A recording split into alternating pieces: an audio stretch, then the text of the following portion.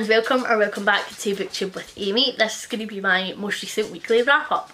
So it's been quite a weird mix reading week. I've got 2 DNFs, 1 4-star, 1 5-star, which was like one of the best books I've ever read in my life. So quite a week of highs and lows, to be honest. So the first book to chat to you about is Mayhem by Sarah Pinborough. This is on my Shelf Destruct TBR list, and so I was like, right, we're just going to pick one up right away, start as we mean to go on. And this is the one that I had says I had sort of feel like probably considered picking up the most out of all the books on that TBR. So this is the one that I decided to start with, and I DNF'd this. It just was no for me. The gruesomeness of it, I will say, was really well written, and if anything was going to continue me reading this, it would be for those like horror gruesome aspects. But other than that, I just didn't really care, to be honest. So I only read 70 pages of this before I decided to DNF it.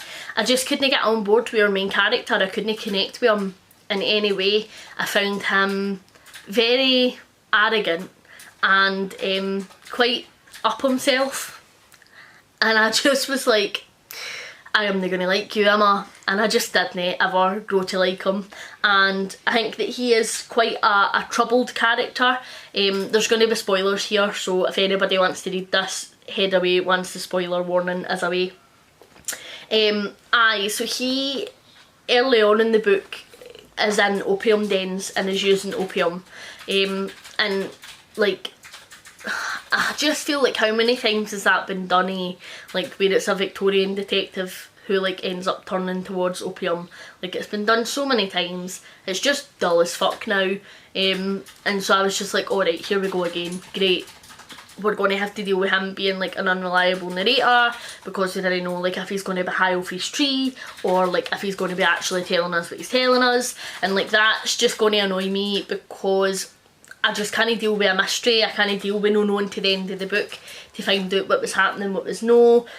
It was sort of a like thread through this whether or no it was actually like Jack the Ripper, whether it was another serial killer, whether it was something supernatural. And I was just like, I'm already frustrated and I already want to know 70 pages in, so I'm probably not going to enjoy the rest of the book. And I know that this is set in like the 1800s, but I just felt like some of the comments in here were a wee bit weird. Like, our main character, like, you've never referred to the opium dens as just the opium dens. It was always like the Chinaman's opium dens. And I'm like, right, come on, like, I know it's set in the 1800s, but they need to act like we're in the 1800s, because it's not been written in the 1800s. You could have just called it the opium den and moved on with your life. Like, I just, I didn't enjoy it. So no, it's no for me. I DNF'd it, therefore it will be unhauled right away.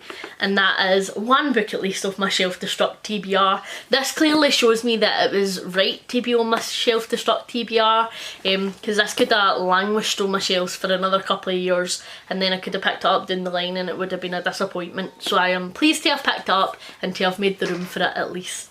Then I read The Delorean by Missouri Williams. Again, I say read some of, because this unfortunately was a DNF for me. I'm so disappointed about this. This is probably one of my biggest disappointments, because I have been so looking forward to this book. I was actually going to pick this up in Waterstones a fair few months ago when I was out book shopping with Ange and Sarah from Sadie Reads. It has been on my radar for quite a while and it just sounded brilliant, and I was going to read this as part of the Indie Accords TBR. And I couldn't count it in the end because it ended up being a DNF. So we have our main character, who is only referred to as the matriarch, and this is set basically after a climate catastrophe. The world has ended, and she believes like that her wee family are the last family in the world, and so she has the idea that she wants to repopulate and build the world in her own image. And she is sort of struggling to maintain control and struggling to plan and plot how she is going to keep them alive as their family grows, but of course they need to continue growing. And so this was sold to me like it was going to be really fucked up, and it was going to deal with a lot of topics around incest and familial control and survival, potential cannibalism, and you know, the desperation and the lengths that people would go to stay alive. And I just didn't really get any of that for what I read. I actually only read 50 pages of this book before I decided to DNF it, but like, you guys know, when I'm really enjoying a book, like I can fly through it, and that 50 pages alone took me about a week. And I'd pick it up and I'd maybe read a couple of pages and then I would just put it back down, and I was like, oh, this just isn't for me.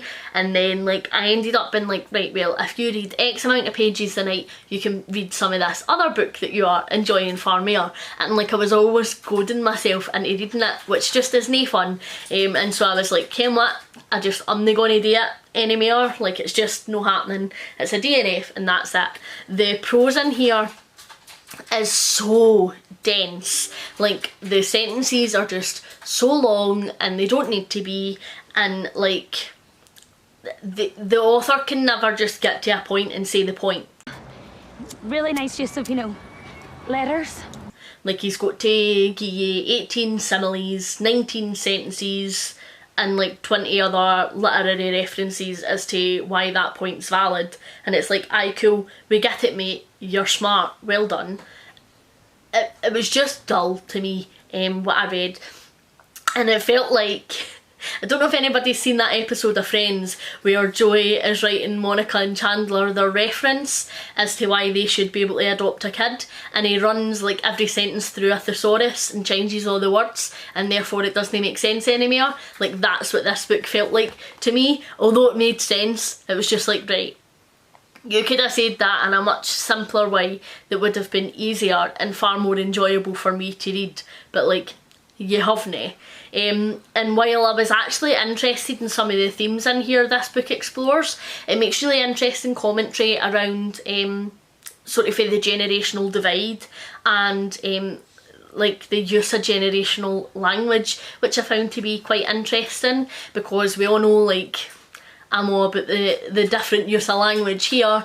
I talk about Scottish dialect all the time and how different parts of Scotland have different dialects, and I find that to be really interesting. And so generational dialect is actually something that I think is really interesting as well. Like, I didn't feel particularly old, but sometimes the youngins in my work will say something and I'm like, what does that mean? What the fuck is peng? Like, and so I found that really interesting, because one of the older characters in here is saying like the younger generation have basically made an entirely new language and he doesn't understand what he's saying. Like, and I think that that's so true, because every generation has sort of feel like their words that they say for different things, like, and they constantly change. And so I thought that was really interesting and quite funny. And then obviously, like, the topic of incest in here is discussed quite a lot, and like the matriarch's hopes for where her family would go, and whether or not there are any other survivors, and then there could be like crossbreeding and things like that. And the familial dynamics between the siblings was really interesting as well, because there was almost like a hierarchy ranking of sibling, because there was so many of them at this point because of all the inbreeding.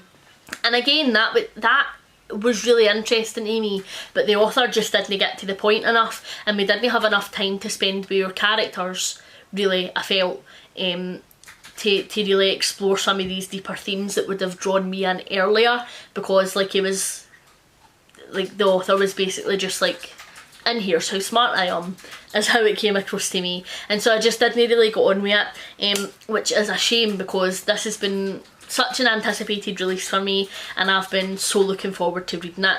It was just a massive letdown, and we know I love a fucked up book, and so I was so hoping to go into this and get something really dark and twisted and really gritty and have it be a wee bit more on the literary side, but like, this is so literary, like, it's just no for me. And then I read Sour Candy by Kellen Patrick Burke. So I, again, have been really excited to get to this. This was gifted to me by Bonnie from Purple Bookish Frog for my birthday, because she read it and she thoroughly enjoyed it. I think she buddy read it with Jem from Bookish Gems, and I watched both of their reviews on it and added it to my wish list right away because it sounded like it was just so up my street, and she kindly purchased it for me for my birthday, so thank you very much, Bonnie. And this was great. This was a 4-star read for me right off the bat. It was fantastic. So we have our main character, and he basically goes to the shop to buy a whole load of chocolate so that he can go back to his girlfriend and they can do nothing but eat chocolate and have sex all day. But he gets rear-ended and is in a car accident. Do you think that's funny, aye? Well, considering he's going to away to have sex all day and then gets rear-ended, it sounds like he just got surprised with a massive dildo.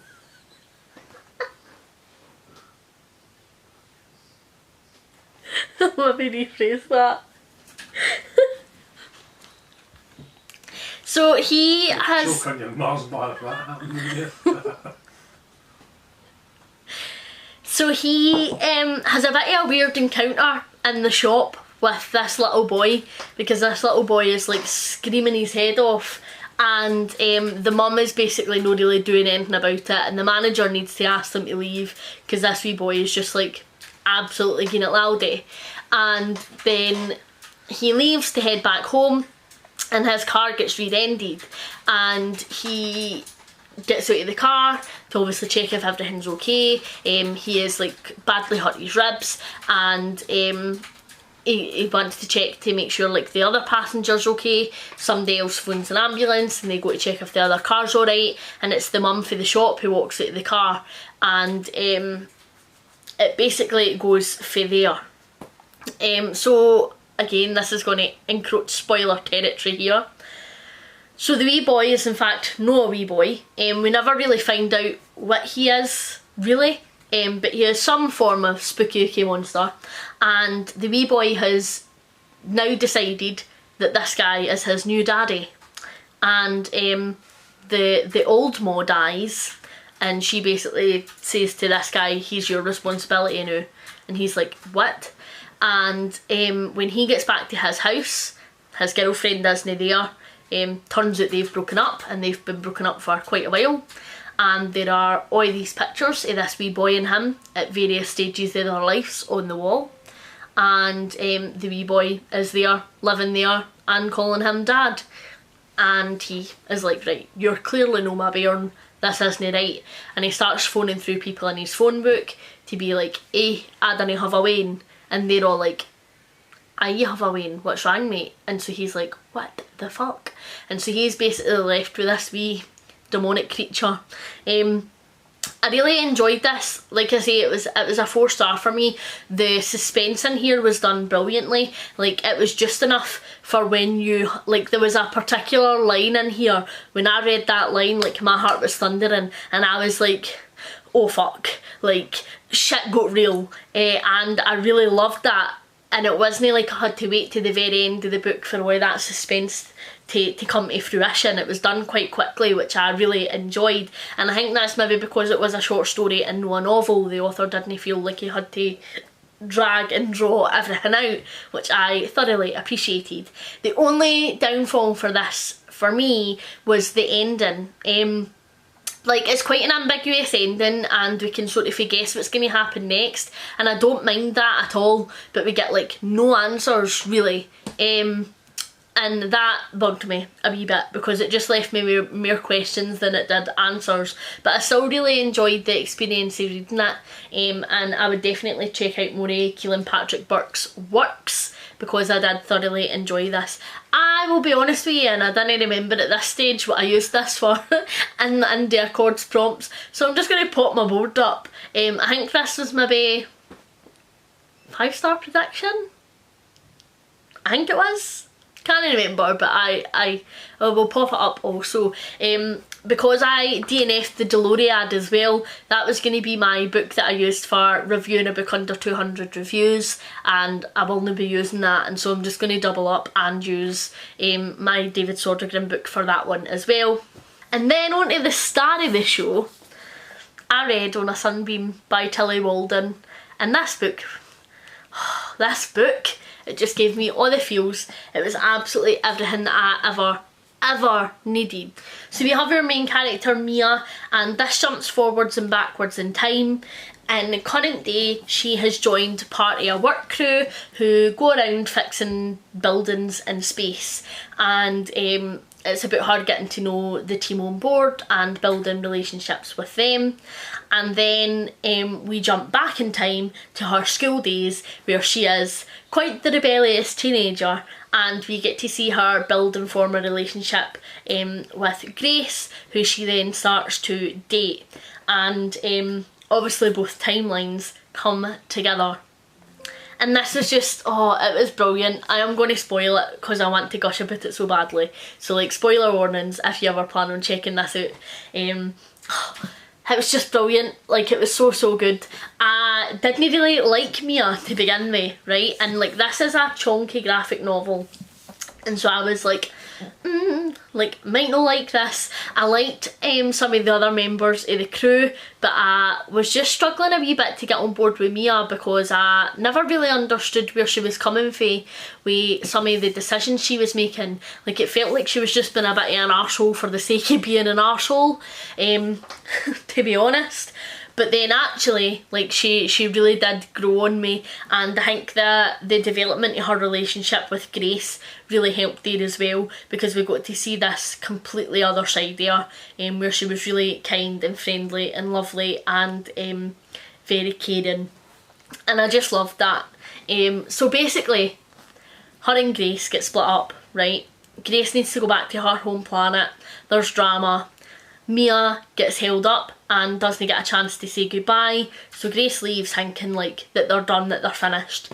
And Mia has been loving her this entire time, and has basically just been aimlessly finding stuff to fill her life until she finds a way to try and find out where Mia came from, and where Grace came from, sorry, and how like she can go get to her, which is just cute as fuck. By a strange twist of fate and some phenomenal writing, it turns out that the crew that Mia is with, while she's fixing all these dilapidated space buildings, turns out to be the crew that took Grace from her home planet and dropped her off in the school in the first place.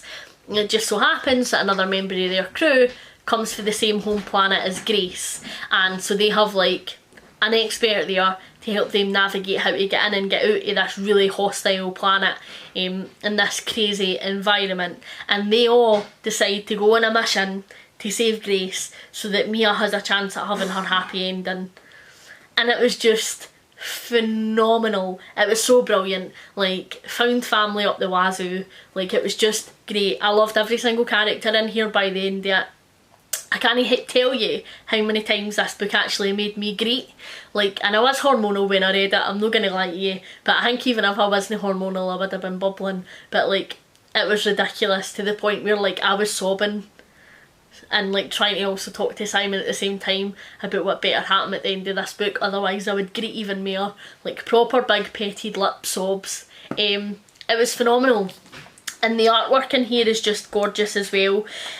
The use of colour and all the space pictures were just phenomenal. Oh, I'll need to just show you some.